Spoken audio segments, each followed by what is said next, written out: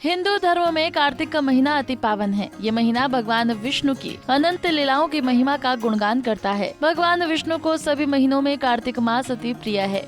मान्यता है कि इस महीने जो भी भगवान विष्णु की पूजा अर्चना करता है उसे अक्षय फल की प्राप्ति होती है। कार्तिक के महीने की महिमा अनंत है। कहते हैं ना, हरि अनंत हरि कथा अनंता। कार्तिक मास में चल रहे इस पावन पर्व पर आज हम आपको भगवान विष्णु के अवतार श्री कृष्ण की एक बाल लीला की कथा बताने जा रहे हैं। इसका वर्णन अनेक पुराणों में मिलता है। श्री कृष्ण की एक बाल लीला कथा इस कार्तिक मास से जुड़ी हुई है, जिस कारण कार्तिक मास को दामोदर माह के नाम से भी जाना जाता है। जैसा कि हम सभी जानते हैं कि भगवान श्री कृष्ण बचपन से ही माखन खाना बहुत पसंद करते थे। जब भी वो यशोदा मैया से नजर बचाते, सीधा माखन खाने के लिए मटकी में हाथ डाल देते थे।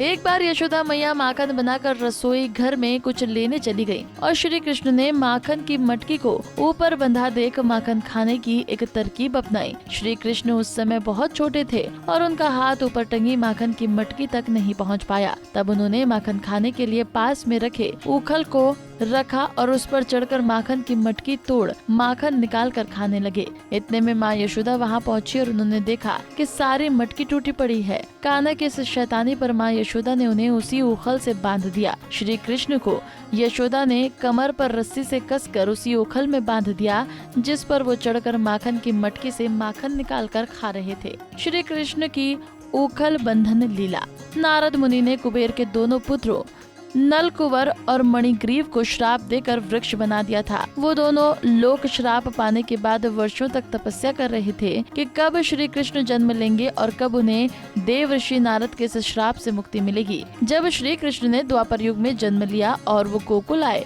तब उन्हें इन दोनों श्रापित नल कुंवर और मणिग्रीव को श्राप से मुक्त करना था। ये दोनों श्री कृष्ण के नंद भवन के बाहर वृक्ष बन गए थे।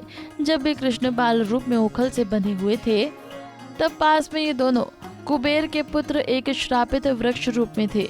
श्री कृष्ण ने अपनी लीला से बंधे उखल को इन दोनों वृक्षों के बीच रखा और कसकर उखल को आगे की ओर खींचा। जैसे ही श्री कृष्ण ने उखल को कसकर खींचा, वो दोनों वृक्ष धड़ाम से गिरे और उसमें से दो दिव्य पुरुष प्रकट होकर अपने असली रूप में पुनः आ गए। उन्होंने श्री कृष्ण को हाथ जोड़कर प्रणाम किया और अपनी करनी की क्षमा याचना मांगी।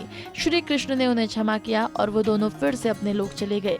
इस तरह ये लीला उखल बंधन लीला कहलाई और ये लीला कार्तिक मास में हुई थी। कार्तिक के महीने को दामोदर मास इसलिए कहते हैं। श्रीमद् महापुराण में श्री कृष्ण की इस लीला को विस्तार से बताया गया है। जब दोनों वृक्ष गिरे, तब यशोदा मैया श्री कृष्ण की चिंता करते हुए भागे चली आई और उनके आंखों से आंसू आ गए थे। तब श्री कृष्ण से बोली, लल्ला, अब मैं तुम्हें कभी भी सजा नहीं दूंगी। और श्री कृष्ण अपने बाल रूप की मंद मुस्कान लिए यशोदा माँ के गले लग गए। दामोदर का अर्थ होता है पेट से किसी चीज को बांध देना। श्री कृष्ण के उखल से बंधे होने के कारण उनका नाम दामोदर पड़ा और कार्तिक के महीने को दामोदर के नाम से भी जाना जाने लगा।